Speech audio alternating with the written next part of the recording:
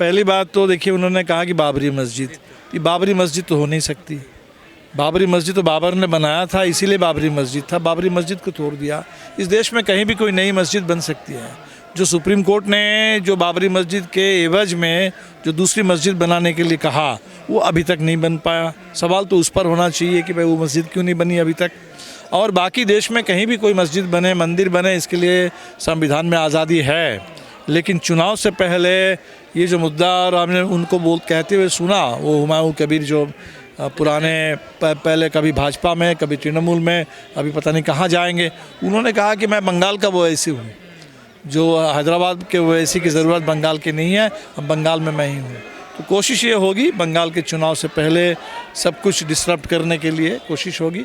लेकिन मुझे लगता है कि बंगाल के लोग सजग हैं, लोग इसको देख रहे हैं, समझ रहे हैं। अचानक से इतनी भीड़ मस्जिद के लिए आ जाना और फिर परेड ग्राउंड में एक वहाँ भगवत गीता या पाठ के नाम पर एक इकट्ठा भीड़ हो जाना, किस तरफ इशारा कर रहे हैं ये? इशारा यही है कि इस देश में ये लोग चाहते हैं कि और कोई मुद्दा ही ना रहे।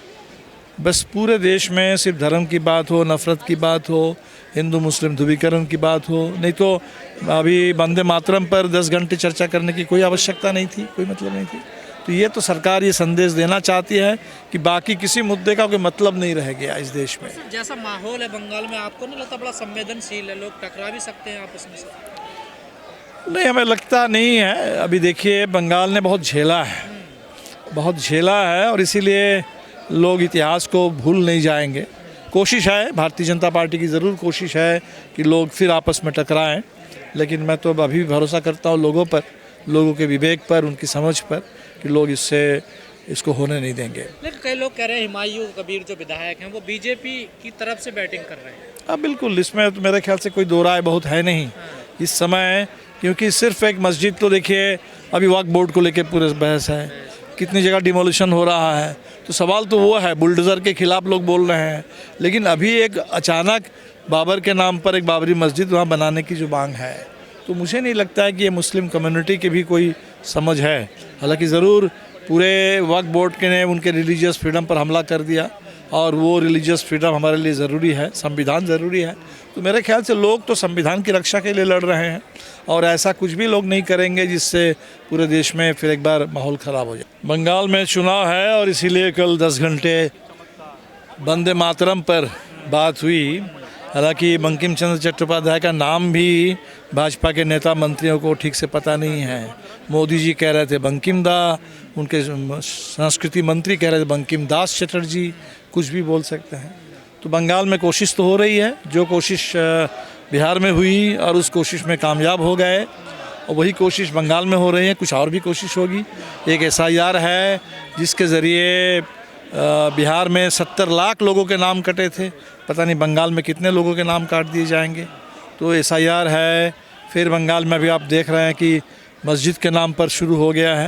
ये सब कुछ होगा बंगाल में अभी चुनाव में सत्ता कब्जा करने के लिए। देखिए, मैकॉले के बारे में उस दौर के अगर लोगों से अगर आप पूछेंगे, देखेंगे, यहाँ तक कि ज्योतिबा फूले, उस समय सावित्रीबाई फूले, उन्होंने कहा कि अंग्रेज़ी से हमें जो ज्ञान जो मिला है उससे हम बराबरी पर आकर लड़ना पाए, लड़ना सीखे हैं।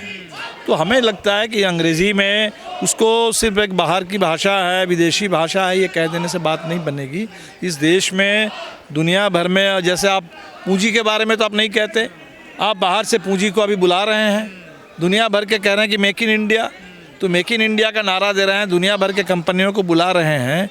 तो ज्ञान के मामले में, भाषा के मामले में आप दीवार क्यों खड़ा करना चाहते कि ये हमें नहीं चाहिए? तो चाहिए। इस देश में व्हाट्सएप यूनिवर्सिटी से देश नहीं चल सकता। इस देश को नॉलेज चाहिए, इस देश में एकेडमिक ऑटोनॉमी चाहिए, रिसर्च चाहिए, इतिहास जानना होगा। तो ये जो कोशिश हो रही है कि पूरे शिक्षा को कब्जा कर लो, दो बातें हो रही है। एक तो सरकार भाग जाए और निजी कंपनियां आ जाए और पूरे मुनाफा कमाए, शिक्षा का बाज़ार बन जाए। दूसरा, RSS का पूरा कब्जा हो जाए, ताकि पूरे जहाँ से लोगों का दिमाग बनता है, जहाँ से लोग सोचना शुरू करते हैं, वो जो स्कूल है, वो जो कॉलेज है, वो जो यूनिवर्सिटी है, उस जगह पर अगर आप कब्जा कर लेंगे और वहाँ अंधविश्वास और अंधभक्ति का ही बोलबाला होगा, तब इस देश में आप जड़ से लोकतंत्र को ख़त्म कर देंगे। और इसीलिए इलेक्शन और एजुकेशन, ये दोनों बहुत आपस में जुड़ी हुई चीज़ें हैं। तो जिस ठीक जैसे SIR के ज़रिए इलेक्शन से लोगों को बाहर किया जा रहा है गरीबों को, उसी तरह से हायर एजुकेशन जो अभी कमीशन बनने वाला है और जो NEP आ चुका है, इससे पूरे देश के गरीबों को, पिछड़े इलाके के लोगों को, जिनके पास भी पैसों की कमी है, उनको शिक्षा से बाहर कर देना चाहते हैं। और बाबा साहब अम्बेडकर ने यही नारा जो दिया था, शिक्षित बनो, संघर्ष करो, संगठित हो, क्योंकि शिक्षा के बगैर गरीबों के लिए, मज़दूरों के लिए, इस देश के मेहनत कशों के लिए और तो कुछ है नहीं। आपके पास तो कोई ज़मीन जायदाद नहीं है, बैंक बैलेंस नहीं है, कोई संपत्ति नहीं है, कोई बना बनाया कोई प्रिविलेज का नेटवर्क नहीं है। तो लोगों को हासिल करना है ज्ञान के ज़रिए, शिक्षा के ज़रिए। मतलब बगैर अंग्रेजी के भारत का विकास होना सर आपको लगता है पॉसिबल है, जैसे दुनिया ग्लोबल मार्केट जैसे हो रही है? नहीं, अभी देखिए भारत जैसे देश में अंग्रेज़ी तो बहुत सारे कारणों से ज़रूरी है। एक तो दुनिया से इंटरेक्ट करने के लिए ज़रूरी है। इस देश के अंदर अब तमिलनाडु में चले जाइए, आप दक्षिण भारत में चले जाइए, क्या हिंदी तो आप थोप दे सकते हैं देश में? आप थोप नहीं सकते। जब भी इस देश में कहीं भी कोई एक भाषा थोपने की कोशिश, इतना बड़ा देश, इतनी विविधता है, इतनी विशालता है, वहाँ कहीं भी कोई बुलडोज़र चलाने की कोशिश होगी, किसी एक भाषा को, किसी एक विचार को, किसी एक नेता को थोपने की कोशिश होगी, किसी एक पार्टी को, तो इस देश चलेगा ही नहीं। और इसीलिए मुझे लगता है कि ये भी बेकार की बहस है। ठीक जैसे वंदे मातरम के सवाल पर एक गलत बहस खड़ा करने की कोशिश की गई, वैसे ही मैकॉले के नाम पर भी एक गलत बहस खड़ा करने की कोई पॉसिबल नहीं है। देखिए इस देश में जो भी पुरानी परंपरा है, पुरानी परंपरा भी है, कुछ जगह पर है। अभी इस देश में आप संस्कृत भाषा में भी कहीं लोग शायद अखबार भी निकालते हैं, तो कोई दिक्कत नहीं है। लेकिन इतने बड़े देश में अगर आप उस तरीके का कोई अभी करने की कोशिश करेंगे, थोपने की कोशिश करेंगे, तो देश तो पीछे नहीं जा सकता, देश को तो आगे ही बढ़ना है। और पूरी दुनिया में दुनिया कैसे आगे बढ़ रही है?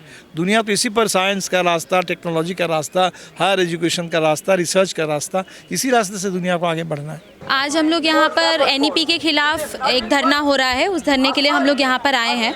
और जब तक NEP का ड्राफ्ट आया था तब से ही इसको लेकर हम लोगों का आंदोलन चल रहा है। और हम लोग बहुत स्ट्रांगली इस चीज़ को रख रहे हैं कि नेशनल एजुकेशन पॉलिसी एजुकेशन का प्राइवेटाइजेशन, कमर्शलाइजेशन, सेंट्रलाइजेशन करने का काम कर रही है। और अभी जो इम्प्लीमेंटेशन शुरू हुआ है स्कूल से लेकर यूनिवर्सिटी लेवल तक, वो हम लोग इम्प्लीमेंटेशन होता हुआ भी देख रहे हैं। किस तरीके से अभी रैशनलाइजेशन के नाम पे सरकारी स्कूलों को बंद किया जा रहा है। दिल्ली में पूरा नोटिफिकेशन देके नहीं, लेकिन दिल्ली में ही बहुत सारे सरकारी स्कूल हैं जो मर्ज किए गए हैं दूसरे सरकारी स्कूलों के तहत। DU में हम लोग देख रहे हैं, JNU में हम लोग देख रहे हैं किस तरीके से 4 ईयर अंडर ग्रेजुएशन प्रोग्राम, जिसको हम लोगों ने एक वक्त पे मूवमेंट करके रोल बैक कराया था, वो अभी फिर से वापस आ गया है। लगातार जिस तरीके से फीस बढ़ रही है, PhD MPhil के लिए, MPhil तो हटा ही दिया गया है, PhD के लिए सीट कट्स हो रहे हैं। तो ये सभी मुद्दों को लेकर हम लोग आज यहाँ पर इकट्ठा हुए हैं और हम लोग बहुत स्ट्रांगली इस चीज़ को बोल रहे हैं कि नेशनल एजुकेशन पॉलिसी ये आम जनता से एजुकेशन को दूर करने की एक पॉलिसी है। और ना केवल ये एजुकेशन का जो टेक्निकल एस्पेक्ट है या एक्सेसिबिलिटी की जो बात है, सिर्फ इसके ऊपर एक अटैक नहीं है, बल्कि गुरुकुल खोलेंगे, संस्कृत वाले स्कूल खोलेंगे, देखिए इंग्लिश को ख़त्म किया जाएगा भारत से। हमारे देश के वो लोग जो मॉडर्न एजुकेशन के लिए लड़ाई किए थे, नवजागरण काल के मनीषी ज्योतिबा फुले जैसे लोग, विद्यासागर जैसे लोग, जिन्होंने ये कहा था कि हमें डेमोक्रेटिक, साइंटिफिक, सेक्युलर एजुकेशन चाहिए, आज हम लोग देख रहे हैं कि उसके उल्टा काम हो रहा है। वो संस्कृत महाविद्यालय के प्रोफेसर हो के, वहाँ के प्रिंसिपल हो के वो बोल रहे हैं कि हमें इंग्लिश पढ़ाना है क्योंकि मॉडर्न एजुकेशन चाहिए। आज ये लोग जो संस्कृत का प्रचार कर रहे हैं या जो पुराने एजुकेशन सिस्टम का जो प्रचार कर रहे हैं, जो गुरुकुल की बात कर रहे हैं, वो टेक्नोलॉजिकल एडवांसमेंट के तहत ही बात कर रहे हैं, माइक लेकर ही बात कर रहे हैं। जो दलित पिछड़े हैं वो लोग पढ़ सकते हैं क्या? देखिए उस टाइम तो नहीं पढ़ सकते थे, हम सभी लोग जानते हैं। आज ये लोग अगर ये कहें भी कि हम उनको पढ़ाएंगे, तो भी सवाल ये उठता है कि वहाँ पर क्या पढ़ाया जाएगा, एजुकेशन का कंटेंट क्या होगा। आज हम लोग देख रहे हैं मॉडर्न एजुकेशन के अंदर ही हमारे जो देश के मनीषी हुए हैं, क्रांतिकारी हुए हैं, उनको तो सिलेबस से हटाया जा रहा है। तो ये लोग वहाँ पर क्या कंटेंट पढ़ाएंगे? आज एजुकेशन के नाम पे सिर्फ बच्चों को ये सिखाया जा रहा है कि आप लोग डिग्रियाँ लो, आप मार्कशीट लो और जाके जॉब लो। बहुत ही सीधी सी बात है, शिक्षा हम लोगों को सवाल करना सिखाती है, शिक्षा हम लोगों को सोचना सिखाती है, शिक्षा हमें जानवर से अलग करती है, हमें इंसान बनाती है। तो अगर हम लोगों को ऐसी शिक्षा मिलेगी जो हमें सोचना सिखाएगी, जो हमें सवाल करना सिखाएगी, तो सरकार के ऊपर सवाल उठाया जाएगा। तो ये तो बहुत ही सीधा सा एक लॉजिक है कि आज शिक्षा का जो ये कंटेंट है, क्रिटिकल थिंकिंग डेवलप करने का जो कंटेंट है, उसको किस तरीके से पूरा एजुकेशन सिस्टम से हटाया जा सकता है, यही पूरा प्रोसेस चल रहा है। क्योंकि इसको अगर नहीं हटाया जाएगा तो रोबोट्स नहीं तैयार किए जा सकेंगे। आज हम लोग देख रहे हैं कि हमारा एजुकेशन सिस्टम रोबोट्स तैयार कर रहा है, इंसान नहीं तैयार कर पा रहा है। सरकार तो कथावाचक तैयार कर रही है ना आजकल, देखिए सरकार तो बहुत कुछ ही कर रही है, लेकिन हम सभी लोग देख रहे हैं कि सरकार की इंटेंशन क्या है और किस तरीके से कथावाचक तैयार करने के पीछे भी बात यही है कि आप सवाल मत करो, आप कथाएं सुनो, आप कथाएं सुनाओ और आप उस तरीके के ही एक सिस्टम में रह जाओ। आप जाएगा भारत विश्व गुरु। हम तो कभी नहीं बोल रहे कि ऐसे भारत विश्व गुरु बनेगा।